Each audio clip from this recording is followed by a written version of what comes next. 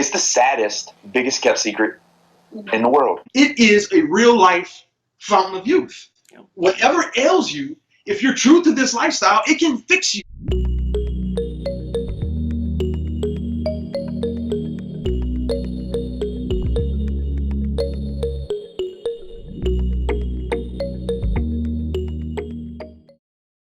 You guys have lost over 500 pounds between the three of you. Is that right? Yeah.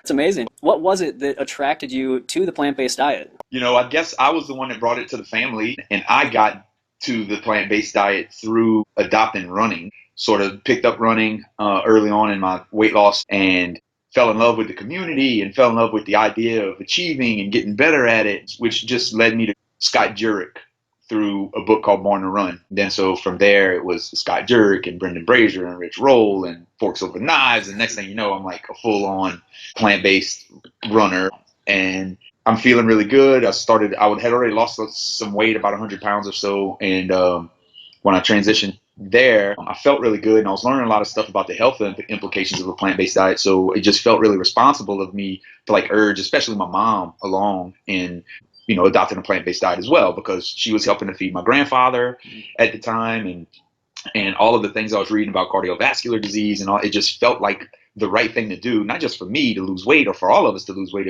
Felt like the right thing for us to be doing as a pragmatic family who has suffered through some, family members going away too early due to chronic disease, whether they go away due to death or go away due to losing mental capacity. Now we do plant-based Thanksgiving and Christmas, Super Bowl parties. These family gatherings aren't scary like they are to so many other people, because I hear, holidays. It's like, well, in my family, it's okay. It's we all on board, which is kind of neat.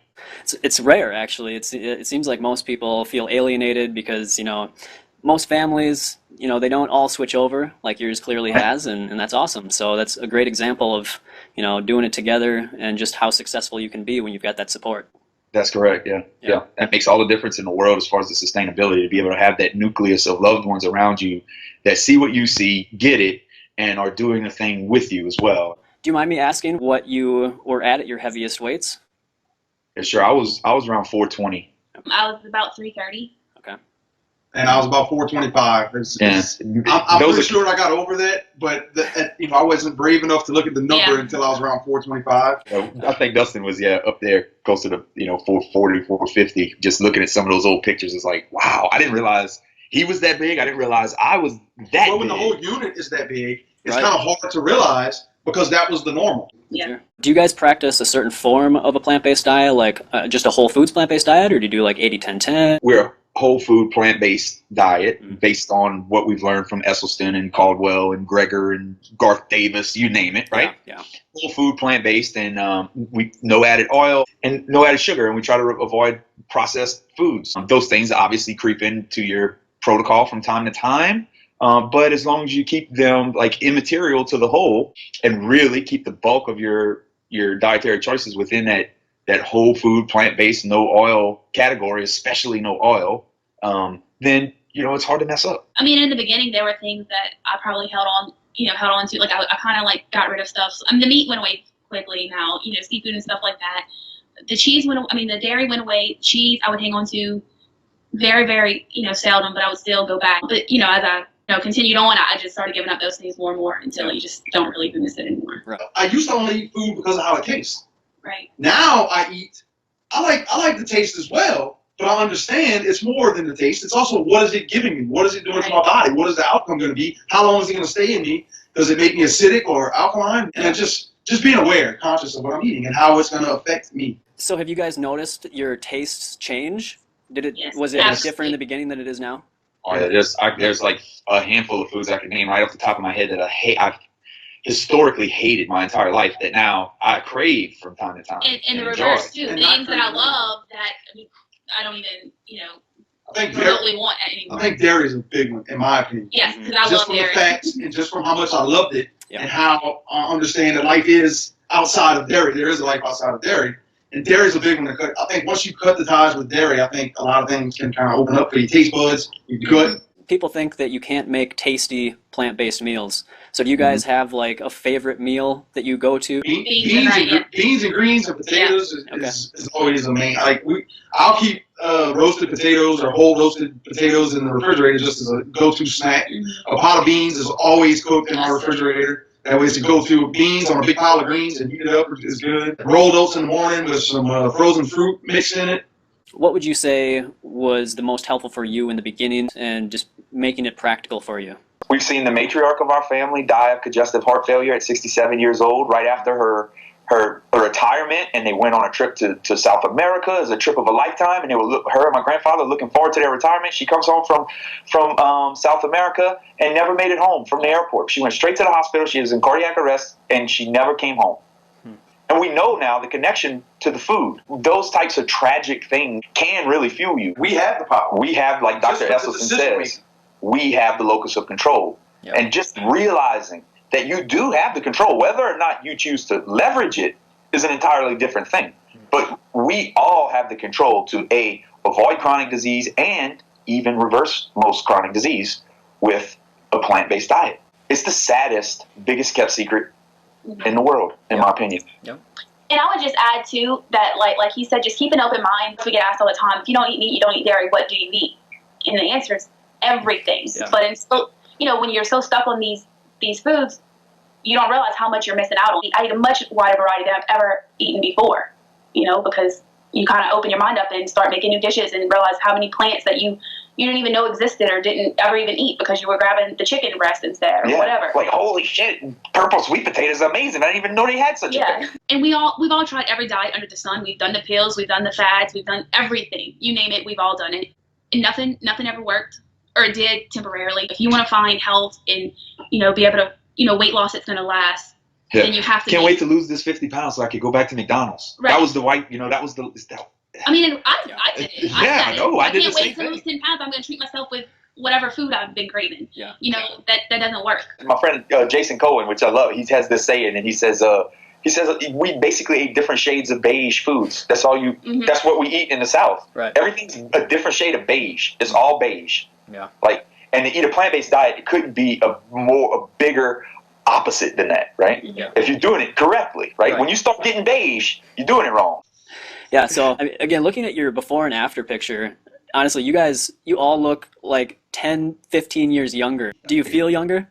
Oh, yeah, I know I do, yes. My 30s have been way better than my 20s. Oh, absolutely. I'm about to be I'll be 40 in April, and I'm like, holy shit, I'm 40? It just seems like an afterthought. It doesn't seem like a real thing, like it matters. Like if I look back at my life and what I used to think life would be when I was 40, definitely wasn't this, right?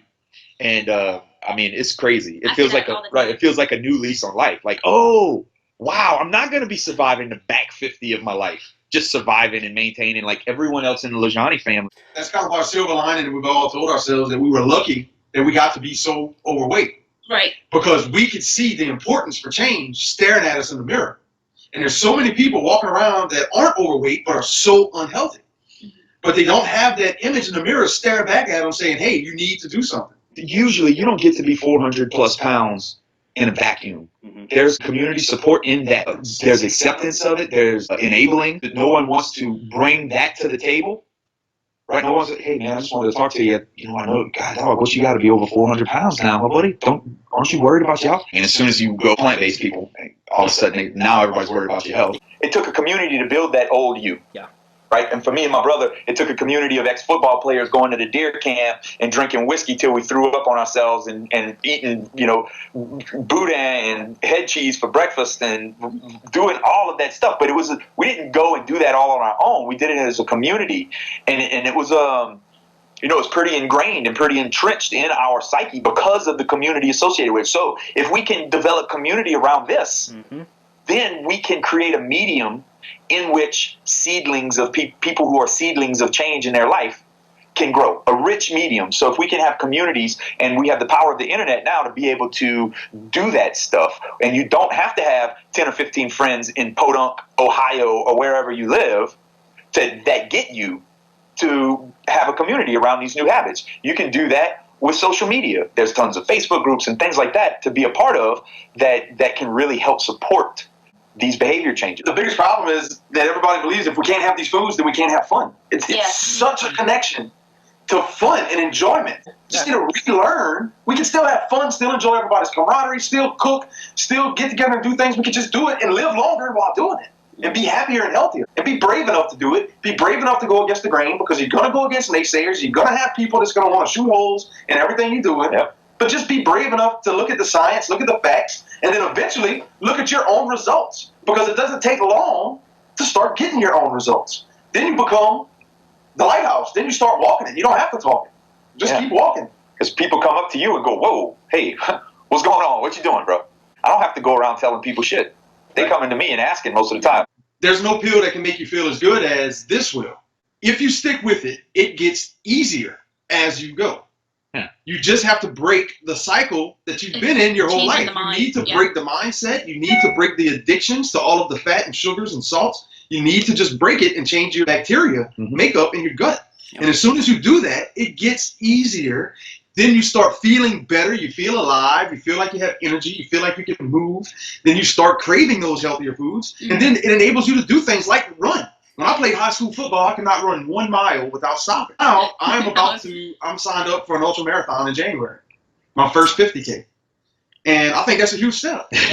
Going from not being able to run a mile in high school to doing my first 50K at age 37. But I give it all to this way of eating and living. It is a real life fountain of youth. Whatever ails you, if you're true to this lifestyle, it can fix you. And it's not some hack.